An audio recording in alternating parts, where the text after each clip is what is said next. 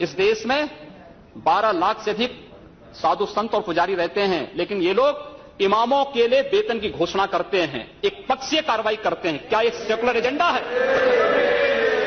दिल्ली की सरकार ने किया, पश्चिमी बंगाल की सरकार ने किया, महाराष्ट्र की सरकार ने किया। क्या यही सेकुलर एजेंडा है? सांप्रदायिक आधार पर ये लोग बांटते हैं समाज को। उसी प्रकार से उससे भी खतरनाक स्थिति, आतंकवादियों पर दायर मुकदमे वापस लिए जाते हैं और उसके बाद भी ये कहते हैं कि सांप्रदायिक हिंसा बनी रहे। महोदय, चर्चा का विषय होना चाहिए कि आखिर सांप्रदायिक कौन है? कौन है सांप्रदायिक? लाडली बहनाओं के अलावा हमारे छात्र छात्राओं के लिए और महिलाओं के न्याय के लिए, हक के लिए बड़ी बात है। आज का दिन, आज आपके लिए एक ऐसा दिन है जिसमें आप खुश भी हो सकते हैं और आप निराश भी हो सकते हैं। मैं आपको बताना चाहूंगा कि आज एक ऐसी घटना सामने आई है कि अगर आपका खून नहीं खोलता, अगर किसी महिला के साथ कुछ गलत हो जाए, अगर किसी महिला के साथ कुछ अन्याय हो रहा हो और उसके लिए अगर कोई आवाज उठाए और उस पर पानी की बौछार छोड़ो, आप उसको डंडे मारो, आप उसको सड़कों पर रगड़ रगड़ के मारो आप, तो ये कहां का न्याय है? आज मैं आपको ऐसे दृश्य दिखाऊंगा जिससे आपका मन विचलित हो जाएगा। हम बात करेंगे, लेकिन उसके पहले लाडली बहनाओं की बात कर लेते हैं। लाडली बहनाओं को 1500 रुपए मिल गए इस महीने, क्योंकि रक्षाबंधन था मेरे दोस्तों।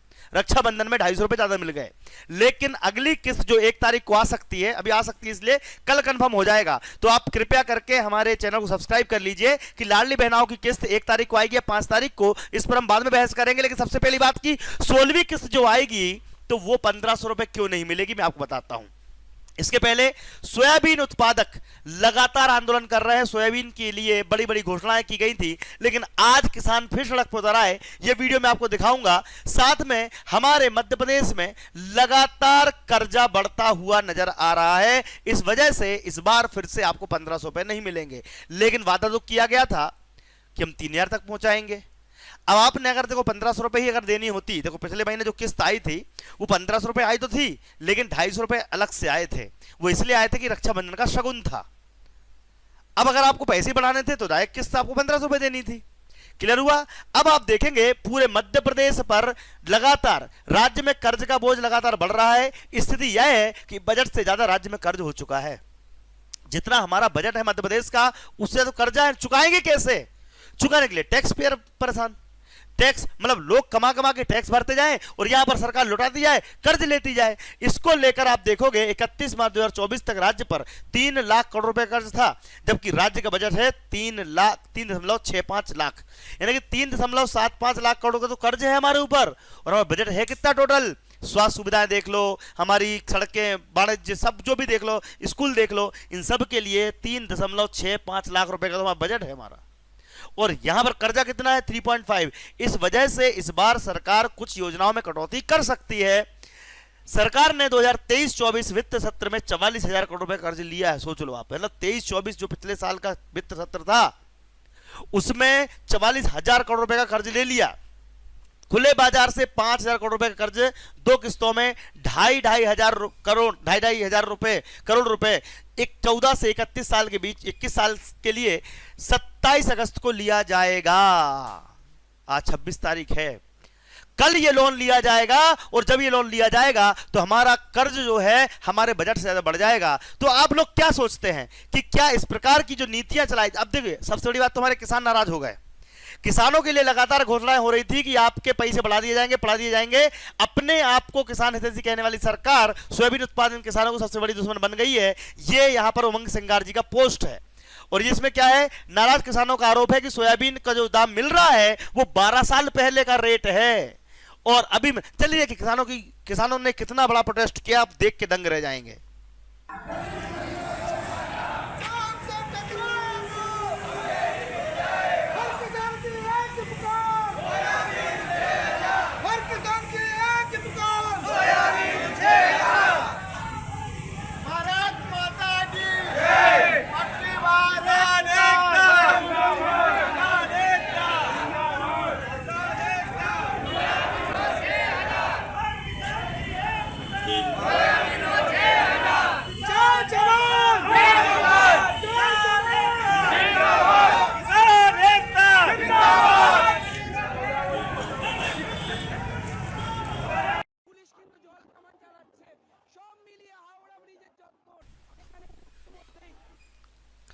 तो यहां पर आप देख सकते हैं कि बड़े बड़े किसान नेता नाराज हुए। और कह दूं मैं आपको, ये किसान यूनियन के अध्यक्ष ने ये वीडियो हमको भेजा और उन्होंने बताया कि देखिए हमारे साथ कैसा हो रहा है। अब आप सीधे सीधे चलते हैं लाडली बहनाओं के ऊपर कि यहां पर एक तरफ तो ये आंदोलन हो रहे हैं, दूसरी तरफ शिवराज सिंह चौहान अभी भी कह रहे हैं कि किसानों की आय 6 सूत्रों से आगे बढ़ेगी, यानी कि दोगुनी हो जाएगी। अच्छे बीज का उत्पादन, अच्छा बीज प्रोवाइड कराने के लिए नई स्कीम बनाई जाएगी। उत्पादन लागत घटाने से किसानों को सस्ता लोन दिया जाएगा। किसानों के उत्पादन का उचित मूल्य दिलाना सरकार का उद्देश्य है। फसल विविधीकरण, आप केवल एक प्रकार की फसल बोते जाते हो, हर साल दिक्कत होती है उससे। फसल का चक्रीकरण करना जरूरी है, उसके बारे में सिखाया जाएगा। खाद्य प्रसंस्करण उद्योग की स्थापना की जाएगी ताकि जो चीजें आप महंगे में खरीदते हैं मार्केट से, वो सरकार डायरेक्ट ले ले या फिर मिल को डायरेक्ट कम ज्यादा पैसों में बेच सके। प्राकृतिक खेती को बढ़ावा देना, ऑर्गेनिक खेती, प्राकृतिक खेती को अगर आप बढ़ावा देंगे तो आपका उत्पादन की जो जो उत्पादन होगा वो महंगा बिकेगा उत्पाद आपका। मतलब कि आपका उर्वरक के द्वारा पैदा हुआ गेहूं 4,500 रुपए क्विंटल बिक रहा है, तो प्राकृतिक खेती वाला आपका 5,000-6,000 रुपए क्विंटल बिक जाएगा। कहने का मतलब यह है कि आपको ये 6 सूत्र के माध्यम से शिवराज सिंह चौहान कृषि की आय, किसानों की आय को दोगुना करना चाहते हैं। लेकिन लाडली बहनाओं के लिए फिर भी अभी भी इनके मन में कुछ जगह है। अभी 11 लाख बहनाओं को जब लखपति दीदी की घोषणा कुछ दिन पहले की थी, शिवराज सिंह चौहान ने मन से पैसे ट्रांसफर करवा दिए। लो कितनी, 11 लाख बहनों को 100 दिन के अंदर लखपति दीदी का पैसा मिल जाएगा। यह वादा सीधा मामा ने मन से किया है। देखते हैं मामा का बड़ा वीडियो। प्रधानमंत्री जी का संकल्प है कोई बहन मजबूर ना रहे, किसी बहना की आंखों में आंसू ना रहे, हर एक के चेहरे पर मुस्कुराहट आए, और इसलिए उन्होंने चलाया लखपति दीदी अभियान। कहते हुए प्रसन्नता होती है और गर्व होता है, ये मोदी जी का संकल्प 1 करोड़ लखपति दीदी बन चुकी हैं। और आज 11 लाख दीदियों को 30,000 स्थानों पर बैठी है, 1.5 करोड़ दीदी जुड़ी हैं। आज 11 लाख दीदियों को और लखपति दीदी के प्रमाण पत्र मिल रहे हैं। प्रधानमंत्री जी ने कहा था 100 दिन में 11 लाख, तो 11 लाख लखपति दीदी 100 दिन के पहले ही बन गई। और मुझे विश्वास है प्रधानमंत्री जी के आशीर्वाद से। तो किसी भी प्रकार की जानकारी के लिए, योजनाओं की जानकारी के लिए, शिक्षा के लिए, पढ़ाई करने के लिए, किसानों के लिए और महिलाओं के लिए हमारा चैनल लगातार प्रयास कर रहा है कि आपकी आवाज सरकार तक पहुंचे और आपको योजनाओं का लाभ मिले। तो कृपया करके चैनल को सब्सक्राइब जरूर कर लीजिएगा। आगे बढ़ते हैं। मोहन यादव ने आज एक बात फिर कह दी। आपने कल एक वीडियो सुना होगा योगी जी का। उन्होंने कहा है बांटोगे तो कटोगे। अभी सुनाऊंगा उनका वीडियो भी, लेकिन उसके पहले आपको दिखा देता हूं कि मोहन ने कहा है, मोहन यादव जी ने कहा है कि भारत में रहना होगा तो श्री कृष्ण रामचंद्र जी की जय कहना होगा। देखते हैं, वीडियो खतरनाक वायरल हो रहा है। रहीम रसखान यहाँ की माटी में अपने आप को जोड़ करके चले तो आज सदियों से उनका हम स्मरण करते हैं। लेकिन सावधान, जो यहाँ का खाता है और कहीं और का बजाता है, ये नहीं चलेगा।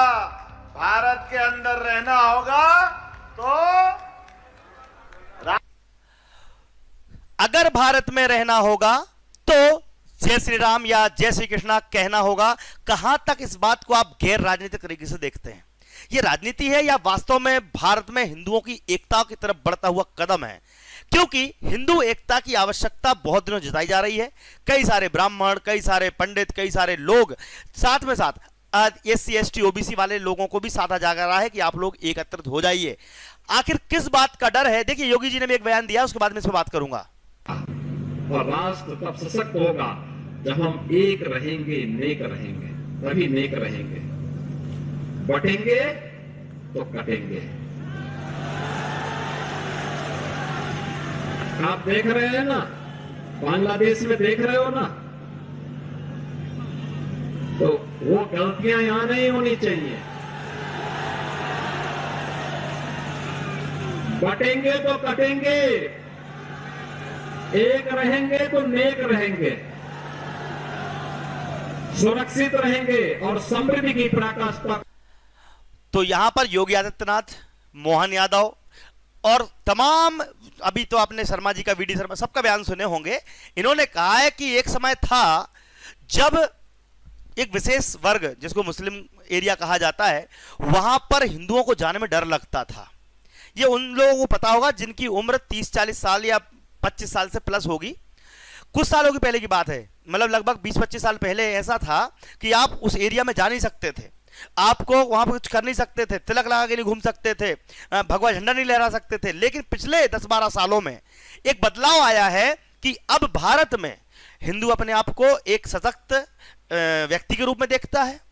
इसके पहले ऐसा होता था कि उसको डरना पड़ता था। कई सारे ऐसे गांव हैं जहां पर लोग जाना पसंद नहीं करते थे, डरते थे कि यार वहां पर चले जाएं तो पता नहीं क्या हो जाएगा। अगर आपको यकीन ना हो तो अपने दादा परदादाओं से पूछ लीजिए, पिताजी से पूछ लीजिए कि पहले क्या कंडीशन थी। लेकिन अब चूंकि ये सरकारें हैं जो पूरे भारत में निर्भय या निडरता का माहौल बनाना चाहती है कि सब लोग हों, चाहे महिलाएं हों चाहे पुरुष हों, सब सुरक्षित घूमें, किसी को अन्य अत्याचार वगैरह ना हो, किसी के ऊपर जबरदस्ती का कोई आरोप ना लगाया जाए या किसी के ऊपर आघात ना किया जाए। इन सब चीजों से बचाने के लिए हिंदू एकता को बढ़ावा दिया जा रहा है।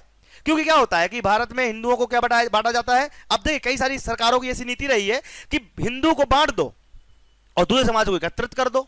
उससे क्या होता है, हिंदू बढ़ जाता है। हालांकि हमारे देखा जाए तो उनकी संख्या ज्यादा है, हिंदुओं की संख्या ज्यादा है, लेकिन फिर भी इनको दब के डर के रहना पड़ता है। इसके पीछे रीजन क्या है, वजह क्या है, इन सब को लेकर मोहन यादव हो, योगी हो, लगातार अवेयर कर रहे हैं, लगातार बातें बताई जा रही हैं, लेकिन फिर भी अयोध्या में बीजेपी हार जाती है। अब क्यों ऐसा होता है, कमेंट बॉक्स में आप लिखिएगा जरूर। आगे बढ़ेंगे। सरकार ने मध्य प्रदेश को दलित अन्याय और महिला के अत्याचार की राजधानी बना दिया है।